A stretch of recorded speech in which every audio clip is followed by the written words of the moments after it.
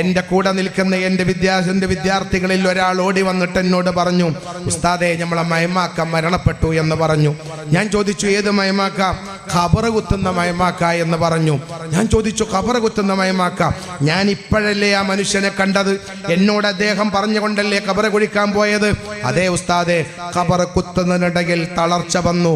അതേ ഖബറിൽ ഇരുന്നു, അവിടെ വെച്ചുകൊണ്ട് ലോകത്തോട് വിട പറഞ്ഞു. അദ്ദേഹത്തിന്റെ രാവിലെ അദ്ദേഹം കുഴിച്ച ഖബർ ആർക്ക് വേണ്ടിയാണോ ആ മനുഷ്യന്റെ ജനാസയുടെ മുമ്പിൽ 11 മണിക്ക് വിനീതനായി ഞാൻ മയ്യത്ത് ഇമാമായി നിസ്കരിച്ചു. 11 മണിക്ക് ഇമാമായി ഞാൻ നിസ്കരിക്കുന്ന മനുഷ്യനെ ഖബർ കുഴിച്ച സഹോദരൻ, ആ സഹോദരന്റെ മയ്യത്ത് വൈകുന്നേരമായപ്പോൾ അതേ ജനാസയുടെ മുമ്പിൽ വെച്ച് വിനീതനായി ഞാൻ നിസ്കരിച്ചു. ഞാൻ പറയുന്നതിന്റെ യുവാക്കളെ, രക്ഷിതാക്കളെ, ദഫ്മുട്ടുകളും രസങ്ങളും ആനന്ദങ്ങളും സന്തോഷങ്ങളും ഒക്കെ തകൃതമായി ലോകത്ത് നടന്നുകൊണ്ടിരിക്കുമ്പോഴും നമ്മൾ മറക്കാതെ സൂക്ഷിക്കേണ്ട ഒരു കാര്യമുണ്ട്.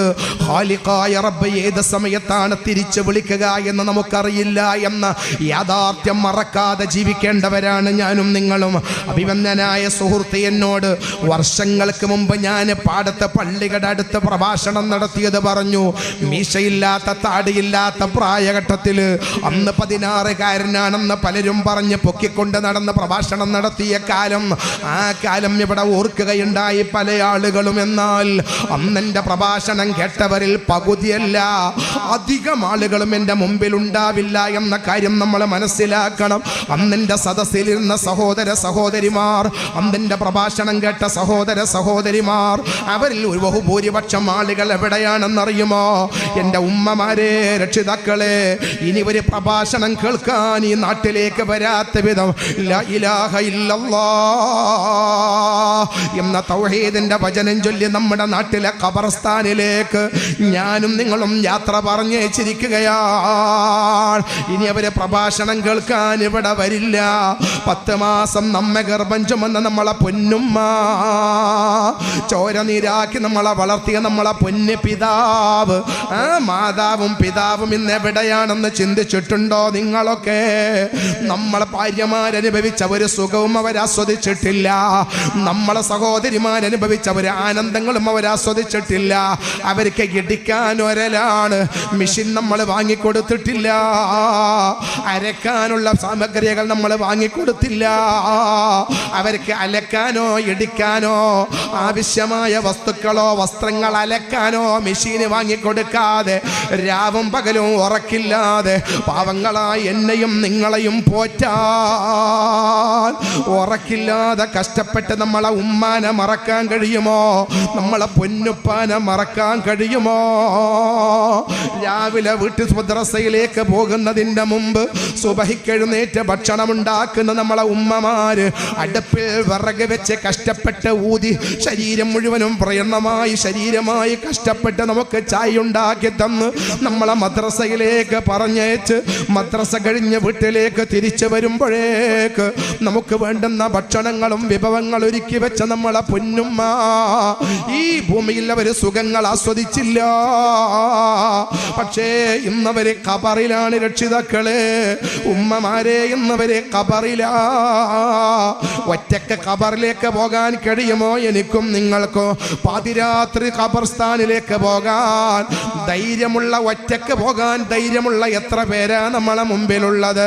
വെറും വിരളമാണ്, വിരളമാണ്. ലൈറ്റ് കത്തിച്ച് വെച്ചാലും പള്ളിക്കാട്ടിലേക്ക് രാത്രി പോകാൻ ഭയമാ.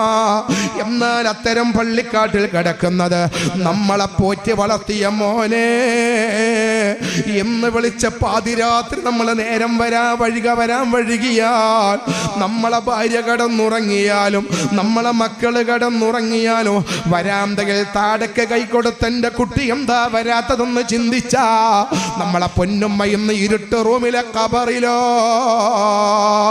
മോനെ വന്നടി എന്നിടക്കിടക്ക് വിളിച്ച് ചോദിച്ച നമ്മളെ പൊന്നുപ്പ, ആ പൊന്നുപ്പ ഇന്ന് ഖബറിലാ. മിൻഹാ ഖലഖനാകും വഫീഹാ നുഈദുകും വമിൻഹാ നുഖ്രിജുകും താറത്തൻ നുഖ്റാ എന്ന് പറഞ്ഞ് മണ്ണിട്ട് നമ്മൾ തിരിച്ചു പോരുമ്പോ നമ്മളെ ഉപ്പ പറഞ്ഞിട്ടുണ്ടാകും യുവാക്കളെ, നമ്മളെ ഉമ്മ പറഞ്ഞിട്ടുണ്ടാകും രക്ഷിതാക്കളെ, പോകുകയാണല്ലേ മക്കളെ, ഉപ്പാനെ ഒറ്റക്കാക്കി നിങ്ങളെ കൂടെ കളിക്കാൻ കളിക്കാൻ ആളുണ്ട്, രസിക്കാൻ ആളുണ്ട്, കിടന്നുറങ്ങാൻ വീടുണ്ട്, സുഖിക്കാൻ സൗകര്യങ്ങളുണ്ട് മക്കളെ. അതൊക്കെ ഈ ഉപ്പാക്കുമുണ്ടായിരുന്നു. നിങ്ങളെ വീട് വെക്കുന്നത് ബാപ്പയുണ്ടാക്കിയ പറമ്പിലാണ് മക്കള്.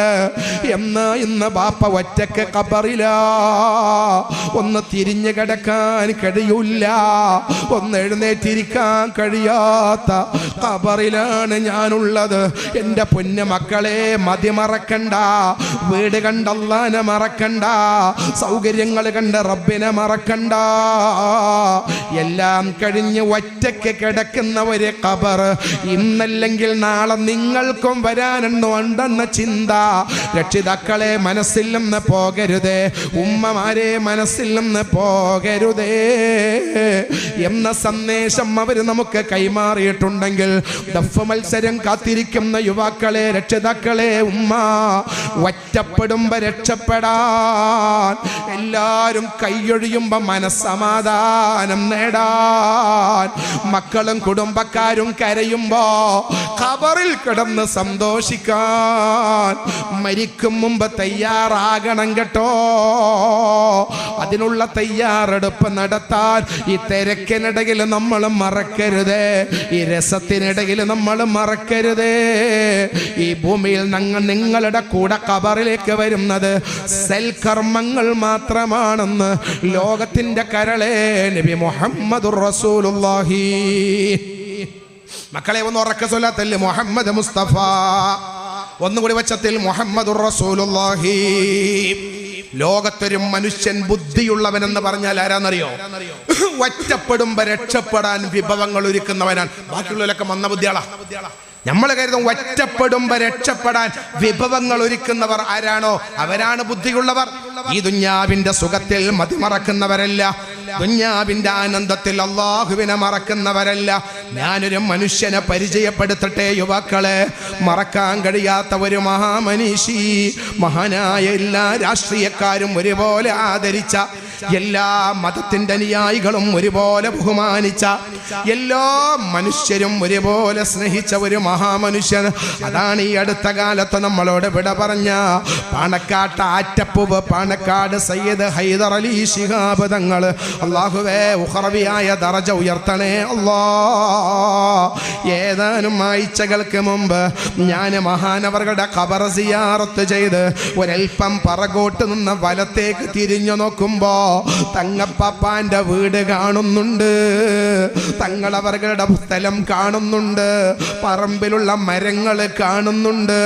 അതിന്റെ നേരെ ഇപ്പുറത്ത് ഹൈദരായ ഹൈദർ അലി ശിഹാബ് തങ്ങളെ ഖബറാ. ഞാൻ ചിന്തിച്ചു പോയി, റബ്ബേ, ഖബറിന്റെ നേരെ അപ്പുറത്തുള്ള വീട്ടിലേക്ക് ഇനി ഈ മഹാൻ വരൂലല്ലോ. അവിടെയുള്ള വട്ടമേശന്റെ അടുത്ത കസേരയിലിരിക്കാൻ ഇനി പാണക്കാട്ട് ആറ്റപ്പൂവ് വരില്ലല്ലോ.